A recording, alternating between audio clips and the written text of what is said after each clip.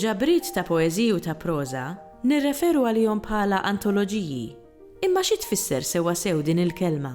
Liema huma l-antoloġiji ewlenin tal-letteratura ta' pajjiżna u x'jażel antoloġija minn oħra? Qabel xejn xiridu nfissru bil-kelma antoloġija. Il-kelma antoloġija ġejja mill-Grieg, għandna anto li tfisser fjuri u loġija li tfisser ġabra. Għalhekk għandna diversi ġabriet ta' kotba illi jissimhom ġabra ta' wart jew ħodon ronfol minħabba din ir-referenza għal fjuri. Issa fil-verità f'ġabra bħalma hija antoloġija jkollna flok ġabra ta' fjuri jkollna ġabra ta' kitbiet u ġeneralment dawn ikunu kitbiet ta' awturi differenti. Xi kultant il-kelma antoloġija tintuża wkoll għal ġabriet ta' poeta jew kittieb jew kittieba individwali. Imma ħafna drabi bil-kelma antoloġija nkunu qegħdin nirreferu għal ġabriet li jiġbru fihom diversi kitbiet differenti. U dawn il-ġabriet jistgħu jkunu ta' poeżiji, jistgħu jkunu ta' proża, ġieli l-istess kelma antoloġija tintuża wkoll għal ġabriet ta' studji, pereżempju is-saġġi kritiċi ta' Oliver Frigieri jew għal ġabriet ta' essays. Imma primarjament meta nitkellmu fuq antoloġiji nkunu qegħdin nitkellmu fuq ġabra ta' kitbiet letterarji miktuba minn kittieba differenti. Insibu diversi antoloġiji użati fl-iskejjel, pereżempju Reginald Vella Tomlin kellu l-ġabra ta' poeżija għatfal u l-ġabra ta' proża għatfal, imbagħad għandek skejjel li jikkompilaw il-ġabriet tagħhom sewwa sabiex jintużaw fl-iskola partikolari tagħhom.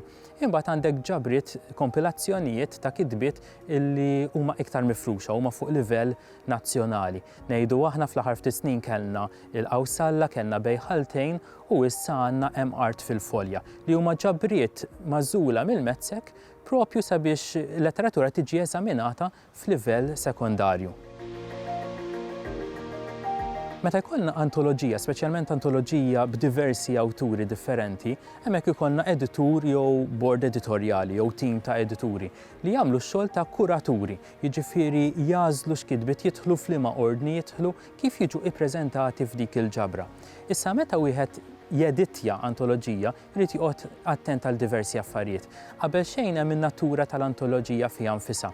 Din hija antoloġija għal studenti tal-primarja, għat-tfal tas-sekondarja jew post-sekondarja, din hija antoloġija ta' proża jew ta' poeżija jew ta' ġeneri oħra.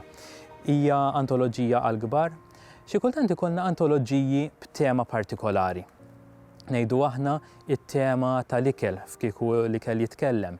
Jew inkella it-tema tal-konflitt Palestinjan-Iżraeljan fl-antoloġija id-demm nieżel bħax-xita. Drabi oħra jkollna antoloġiji li jippreżentawlna l-istorja tal-letteratura ta' pajjiżna.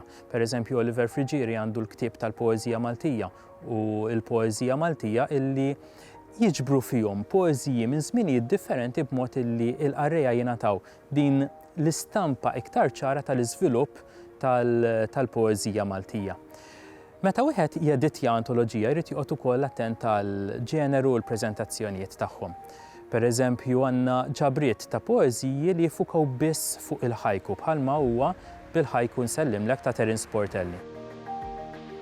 Drabi oħra jkollna antoloġiji li jintażlu skont l-awturi tagħhom, pereżempju awturi li huma romantiċi, jew awturi li huma moderni jew kontemporani. Għandna ġabra ta' kitbiet pereżempju f'antoloġija bit-titlu Ir-Rieħ li hija magħmula minn kitbiet ta' poeti li emigraw lejn l-Awstralja.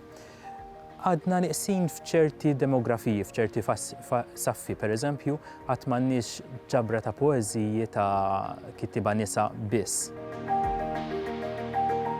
Konsiderazzjoni oħra fl-editjar tal-antoloġiji huwa x'se tinkludi u għalhekk x'se tiskludi. Din hija sfortuna ma' raġunijiet prattiċi wieħed ma jistax ma jagħżilx. Sfortunatament ikollok kittieba li mhux dejjem jifhmu ċerti esklużjonijiet, imma din hija xi ħaġa awtomatika li tiġi mal-editjar tal-antoloġiji għax meta għandek inklużjoni ta' kittieba u ta' kitbiet, awtomatikament għandek l-esklużjoni ta' kitbiet oħra. L-antoloġiji jistgħu jservu wkoll ta' vetrina għal-letteratura tagħna barra minn pajjiżna. U għalhekk spiss insibu antoloġiji ta' kitbiet li huma tradotti mill-Malti għal-lingwi l-oħra. U dan huwa mezz tajjeb ta' kif bi ktieb wieħed b'pubblikazzjoni waħda inwasslu li kittieba Maltin il-barra minn xtutna, sewa naħduhom il-barra minn xtutna.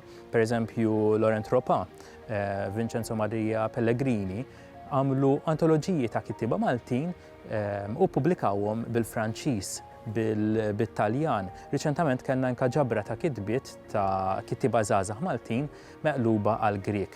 Drabi oħra jkollna antoloġiji tradotti għal Malti, pereżempju Tarcisio Zarb traduċa antoloġija ta' poeżiji ta' Mahmoud Darwish għal Malti.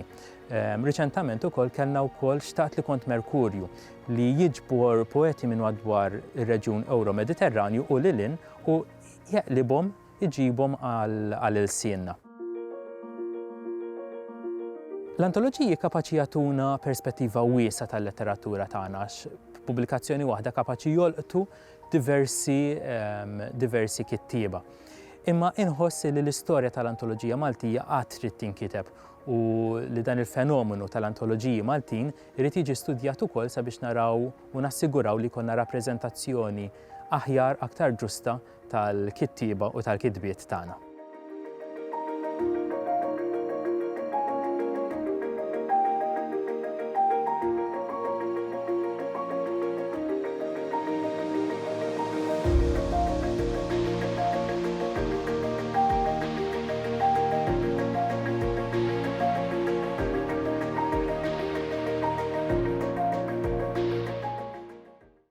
Il-Sinna jixtieq jirringrazzja lill-Kunsill Nazzjonali tal-Ilsien Malti u lid-Dipartiment tal-Malti fil-Fakultà tal-Arti l-Università.